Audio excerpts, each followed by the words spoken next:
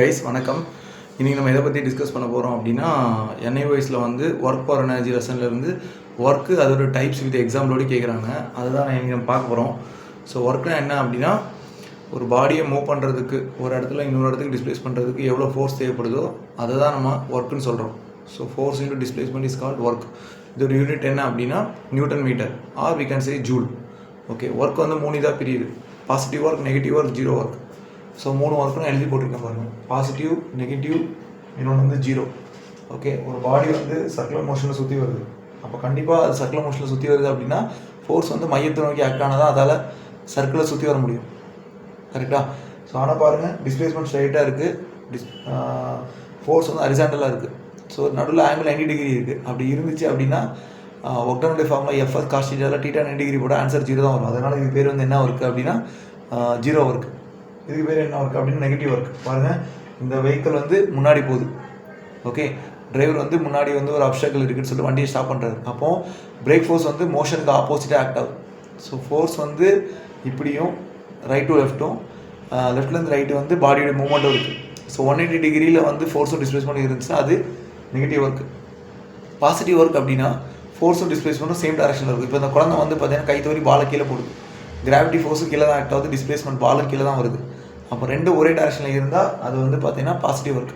So positive work, negative work, zero work மூணுமே with எக்ஸாம்பிளோடு படித்து வச்சுக்கோங்க. ஒரு கொஷின் ஷுவராக 6 மார்க் வந்துடும். April 2024 question number 27. அந்த கொஷினில் பாருங்கள், define work, give it's SI unit, give 2 examples, under which condition work is positive, negative and ஜீரோன்னு சொல்கிற கொஷின் கேட்டிருப்போம். ஓகே, ஸோ இந்த மாதிரி 18 சாப்டரை 100 சப்டாபிக்ஸாக பிரிச்சிருக்கேன். ஓகே, 100 சப்டாபிக்ஸாக பிரிச்சிருக்கேன். அந்த 100 சப்டாபிக்ஸை என்கிட்ட நீங்கள் கிளாஸ் எடுத்துக்கிட்டீங்க அப்படின்னா 100க்கு 100 கேரண்டி.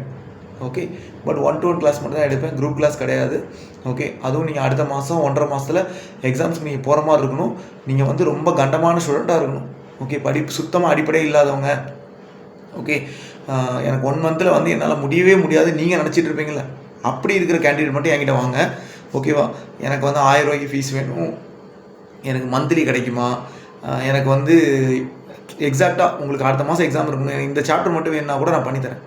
ஆனால் வந்து பார்த்தீங்கன்னா ஒரு டார்கெட்டே இல்லாமல் 6 மாதம் கழிச்சு எக்ஸாம் சும்மா என்கொயரி பண்ணுறதுக்கு கால் பண்ண வேணாம். ஓகே, ஸோ நம்மளுடைய ஃபீஸ் ரேட் வந்து நம்ம we are serving only for the premium clients. Okay, so நம்ம வந்து பார்த்திங்கன்னா பாவப்பட்டவங்களுக்கு கஷ்டப்பட போகிறது கிடையாது.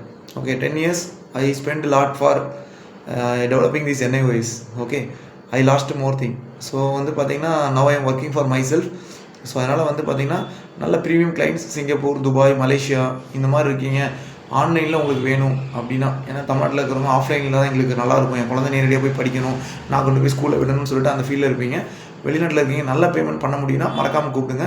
மினிமம் 50,000 இல்லாமல் நம்ம கிளாஸஸ் பண்ணுற மாட்டோம். ஒன்லி ப்ரீமியம் கிளைண்ட்ஸ் மட்டும் தான் பண்ணுறோம். ஓகே, நன்றி, வணக்கம்.